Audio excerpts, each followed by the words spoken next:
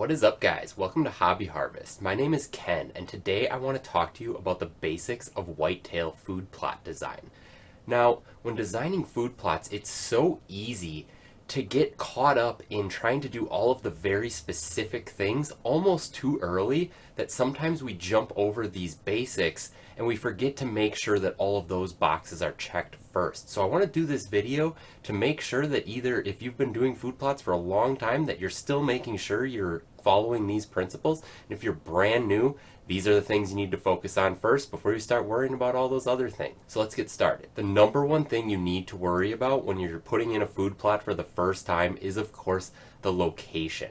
Now, when selecting a location, the first thing you need to consider is your hunter access. That is how you are going to access this food plot if you intend on hunting over it or over a travel corridor or a deer trail that leads in or out of that food plot. Because if you're busting deer off of this food plot routinely, you are going to teach those deer that that food plot is not safe during the daylight and that they will only come to it at night or not at all. And in that case, you'd be better off not putting in a food plot in the first place. So once you've figured out how you're going to access this area without spooking deer, the next thing you want to consider is how is this food plot going to relate to other improvements on your land, even if they haven't been built yet. So you need to think about things like where you might be putting future bedding areas, where you might be putting travel corridors, where your hunter accesses are going to be to other stand locations or other future stand locations. So you kind of want to have an overall idea of what you're going to try to do on your land. And even if that does change after gaining some experience in doing these things or having some experience in the field during hunting season and seeing how deer are relating to these habitat improvements, it's okay to change that plan, but at least when you're starting, you want to have an idea of how this food plot that you're going to put in is going to be relating to other things on your land, instead of just putting a food plot in and worrying about those things after. So the next thing you want to consider then, once you've considered how you're going to access it and how it relates to other things on your land, is this an area that's going to be easy for you to clear into a food plot? Obviously, you don't want to put this in an area that checks those other two boxes if you can't easily put a food plot in here. We aren't trying to completely reshape what Mother Nature has created here. If there's a clearing or an area that's somewhat flat or already cleared out, that's what you're looking for in this situation. But also sunlight. Sunlight needs to reach your food plot in order for it to be extremely successful, because without sunlight it won't grow as thick and as lush, and the deer will most likely just browse it down to nothing, and come hunting season you'll be left with a dirt patch in the woods to be hunting over. Now, like I said, you are going to want an area that's somewhat level. You don't want to try to put a food plot on the side of a hill, because what's going to happen, or what you risk have happening, is you throw your seed down, you get a rain, and it washes all your seed right down to the bottom. Now, the other thing you want to avoid is putting it in a place where water collects and there's standing water, because that too is bad. It'll flood out your food plot. So you want a relatively level area that will also have some drainage so that it's not a pool if you get too much rain. And the last thing you want to consider when selecting a location for your food plot is there any natural screening available to you in this area? So I'll get into screening in more detail later in this video, but if you can have natural screening either through topography or through just thick undercover in the woods or wherever you're putting this food plot, that will help you have a successful food plot, because food plots need to be screened in order to have deer in them during the daylight hours. So alright, you have your location selected. The next thing we need to talk about is the prep work for getting this food plot ready. So the first thing you're going to want to get ready is the shape of the food plot. You definitely want to shape that food plot into some sort of bend, boomerang, a wishbone shape even, that has almost 3 entry points to it. I did a video on making deer move where you want them to move. I'll link it up here so you can check it out. But in that video, I explain how you can actually mold and shape the way that deer move through the woods with things like the shape of your food plot. So if you have a square food plot, you're not really doing anything for the movement of the deer. The problem is with food plots, many times they are not a holding plot. They're just something the deer graze through before heading off to another food source. So because of that, we want to shape them so that they go through from whichever way they're coming to whichever way they're going, that we can make them move where we want them to move. So this is where you would start connecting those other attractions that I told you to consider. Now the other thing when designing a food plot is you want it so that if you're standing on one part of the food plot, one of those entry points of the food plot, that you can't see the other side of the food plot, that there is some sort of turn in it, so that if a buck comes out on one side of the food plot, he has to walk out all the way onto the food plot to check and see if there's does on the other corner of the food plot.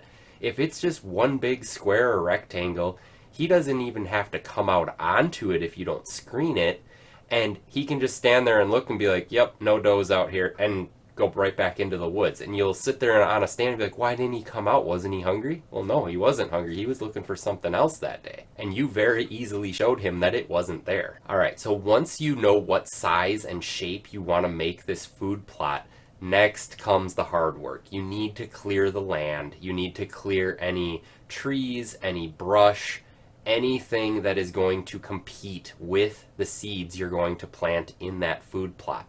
And not just that, you're going to want to stand on the plot, face due south, and take your arms and hold them in like a 90-degree angle like this, and look up, and any trees that are up there blocking the sun from hitting the plot, you're going to want to also remove as many of those as possible.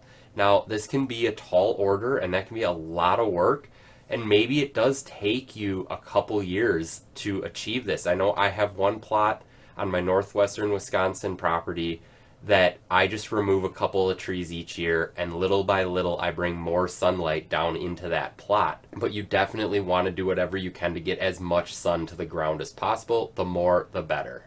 So next we're going to talk about what you should plant in that food plot. And the answer is it's different for everybody. But how you decide what you're going to plant is the same for everybody, and that is you want to plant what is not available in the area. So you want to plant what is not available in the ag fields, what your neighbor's not planting if your neighbor's planting food plots. You want to give the deer an extra option, because when that option is the most attractive thing in the entire area, guess where the deer are going to be? Right on your food plot. On that same thought though, you do not want to plant a monoculture in your food plot. You want to plant several different things. So this is where seed blends come into play, but also don't think about planting the entire plot in the same seed or seed blend. You can divide your plot into strips or halves or whatever, so that you're planting, say, 2 or 3 different seed blends on a half or on a third of the food plot.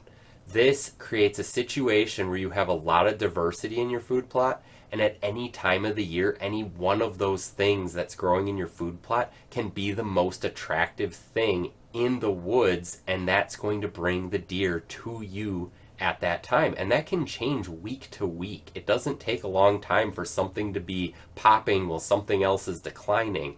And you want to keep those deer coming back week after week after week. So that's why you want as much diversity in your plots as you can get.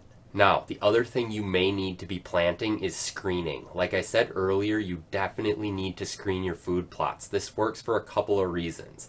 Number one, it helps you access to a stand that might be over that food plot without allowing the deer to see you. Now, you wouldn't actually want to access a stand on a food plot while the deer are eating on the food plot. You want to access it while they're still in their bedding areas before they move to that food plot. But you still don't want deer that are bedded off just off the edge of the food plot to see you access that stand. So the more screening, the better. The second reason you want to put screening on a food plot is deer feel vulnerable when they're on a food plot eating, and that screening makes them feel safe and secure in a little bubble while they're eating, because deer don't like seeing 100 yards off into the woods, because then they know everything else can see them 100 yards away in the woods. So they like to be in thick cover. We know this, obviously. That's where we always find them. So why not create that thick cover around that nice food source? Now, before we get into when to plant those seeds, if you guys feel like you're getting some value out of this, go ahead and hit that subscribe button so you don't miss out on my next videos. All right, so when should we plant? Well, when it comes to that screening that we just talked about, you want to plant that as soon as you can. Now, the type of screening you plant, it's going to depend a little bit, because if you're going to go with switchgrass, which is very popular for the edges of food plots, you may want to frost seed that, especially if you buy unstratified seed.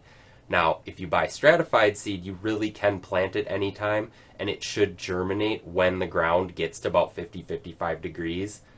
But again, you're going to want to get that seed down sooner than later, because it does take a while to get switchgrass established. And so you don't want to waste time when we're talking about potentially 2 to 3 years of getting switchgrass established as a thick, tall stand of screening. Now, if you're going to do something like transplant conifers, hinge cutting's another thing you can do to get some more stems closer to the ground to try to thicken up the area around your food plot. But whatever you're doing, you want to do that screening as soon as possible, because the thicker and taller and denser it is, the better chances you're going to have at attracting more mature deer to that food plot, because they're going to feel safe and secure while they're on it.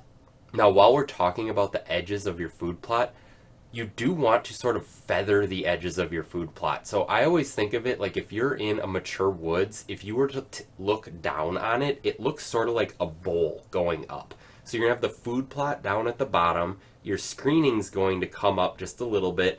Beyond that, you might have some bushes or shrubs before you get to these more mature trees. So you kind of have this bowl effect and layered or feathered cover as you head into the woods from your food plot.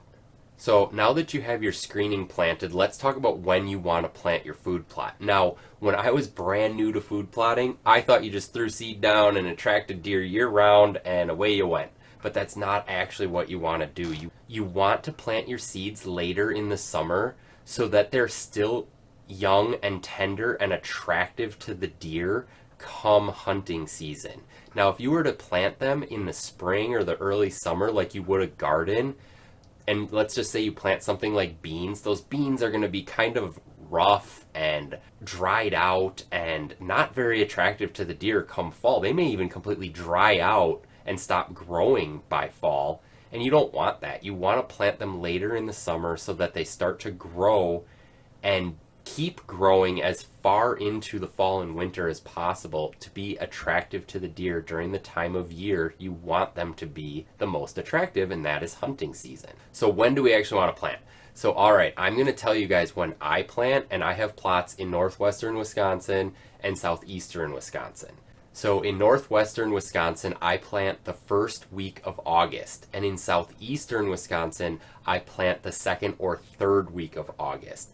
Now, if you guys look at a map, you can just extend out those lines across the country depending on where you're at and use those same dates. Or if you're further south or further north, just take that distance from the north part of Wisconsin, the southern part of Wisconsin, and just kind of extend down or extend north from there and add a week or 2 weeks depending on how much further south you are. So the last thing to consider when you're working with food plots is that you can improve them year after year. Get whatever you can get done this year, hunt, see how your hunt goes, and reanalyze and readjust for next year, and just keep improving your habitat year after year. Because when it comes to deer hunting, it always seems like the grass is always greener on the other side of the fence. You could always have a better hunt. You could always shoot a bigger deer. And so we always have this constant drive to improve what we've already improved. And that's just something that keeps all of us going, and what keeps this community here going, and why we all enjoy it so much. And if you guys are brand new to food plotting, I'm going to link a video right here on the basics of whitetail habitat design where I go over connecting those other habitat features to your food plots. I'll catch you guys on the next one.